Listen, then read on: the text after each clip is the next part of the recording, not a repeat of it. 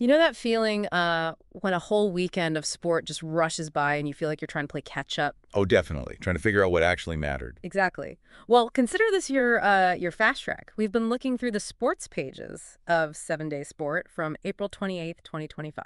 Yeah, we've sort of boiled it down, pulled out the key stuff from athletics, football Moroccan and international, and also the Paralympics. Think of it as a curated snapshot. Just the highlights, the significant bits. Right.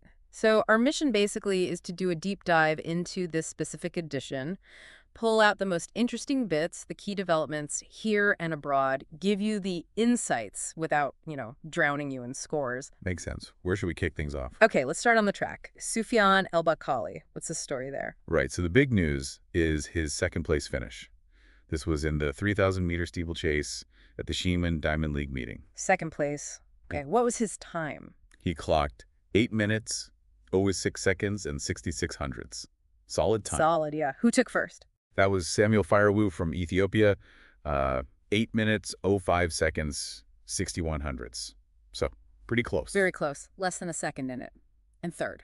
Simon Kiprop Kuch from Kenya with 8 minutes, 07.12. So, a tight finish at the front. No, okay, second place for El Bakkali. We have to remember who we're talking about here, don't we? Absolutely. This is a guy with Olympic gold from Tokyo and Paris. He defended his title there. And World Championship golds, too. Eugene 22, Budapest 23. Plus, he won the Diamond League overall back in 2022. His record is just incredible. So, a second-place finish here early in the season. What do we make of that? Is it maybe, strategic, pacing himself for the big ones later? That's a really good point. These early Diamond League meets, they could be about testing things out, checking form. Right, feeling out the competition. Exactly. Given how dominant he's been, maybe this isn't about winning every single race right now. It could be about building towards the major championships. His team will be looking hard at this race, the tactics, how he responded. Fine-tuning the engine, basically. Something like that, yeah. It's a long season. Okay, interesting perspective. Let's shift gears then from the track to, the back office of Moroccan football, a new partnership for the FRMF. Yes, the Royal Moroccan Football Federation, the FRMF, has teamed up with webook.com. Webook.com. And the goal is what? Ticketing?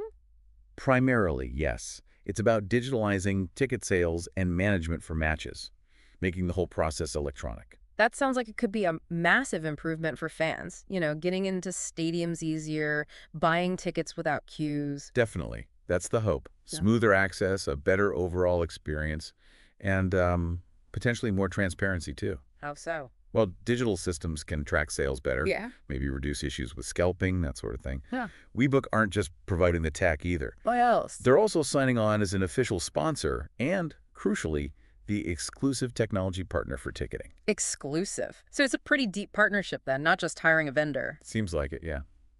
Strategic move? Okay. Let's stay with football, but move to the youth level. The Mohammed VI Academy Tournament. Always an interesting one. Yeah, the 7th edition just wrapped up. And the winners were River Plate from Argentina. River Plate. Okay. How did they do in the final? They beat Crystal Palace from England 2-0. A decisive win. 2-0. And didn't they also get recognized for their defense? They did, yeah. Awarded best defense of the tournament. That says a lot about their organization, not just their attack. For sure. And PSG came third. That's right. Paris Saint-Germain finished third. It was a pretty packed tournament, actually. How many teams?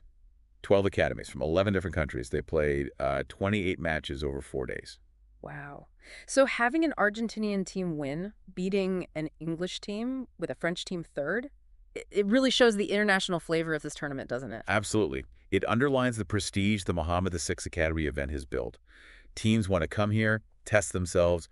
River Plate winning, especially with that defensive record, it's a benchmark. Yeah, a chance for everyone involved to learn.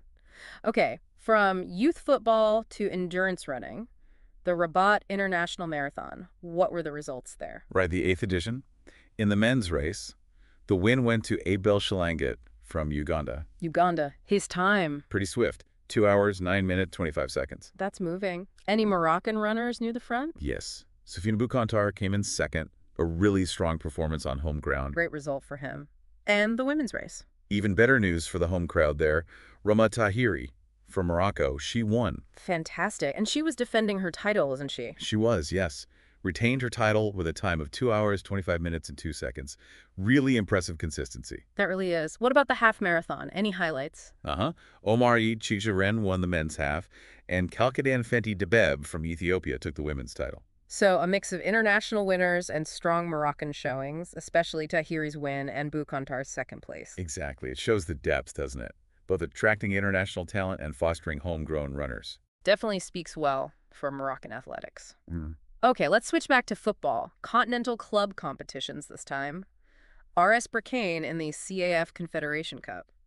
Yeah, this is a story of, well, getting the job done even with a setback. They're through to the final. Great news for them, but they lost their last match. They did, yeah.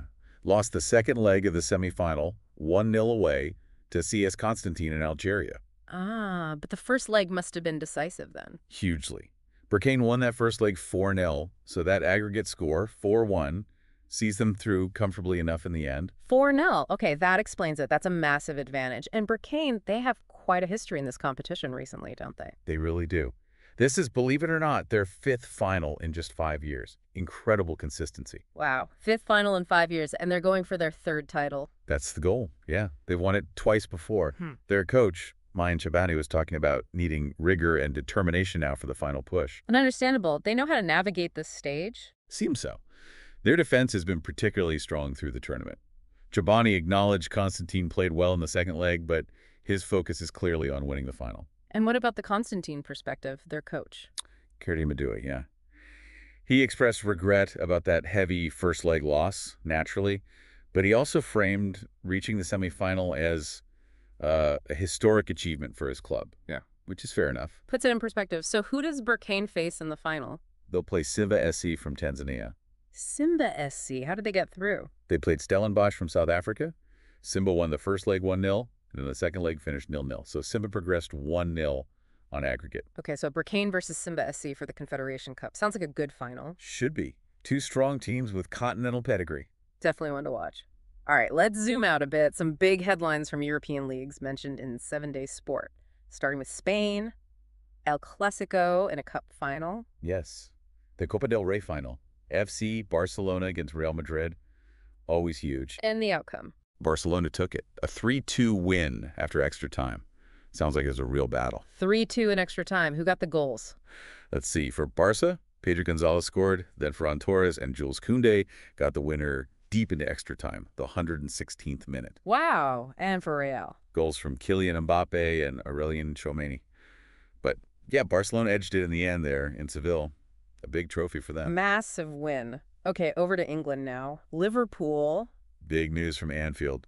Liverpool clinched the English League title, their 20th overall. 20th title. How did they seal it? With a pretty emphatic win, actually. 5-1 against Tottenham on the Sunday. 5-1. So that ends Manchester City's run of dominance for now. It does. And significantly, it draws Liverpool level with Manchester United on 20 top-flight league titles. A huge historical marker. Absolutely huge. And this comes under their new manager too, right? Arne Slot. Yeah, what a start for him. Stepping into, let's be honest, massive shoes after Klopp and delivering the league title straight away. Couldn't ask for much better. Incredible start. Okay, finally, let's turn to something truly inspiring. The Moulay Hassan Paralympic meeting in Marrakech. Yes. This event is always highlighted, and rightly so. It's described as a stimulating event showcasing resilience and talent. And it has strong backing. Very strong.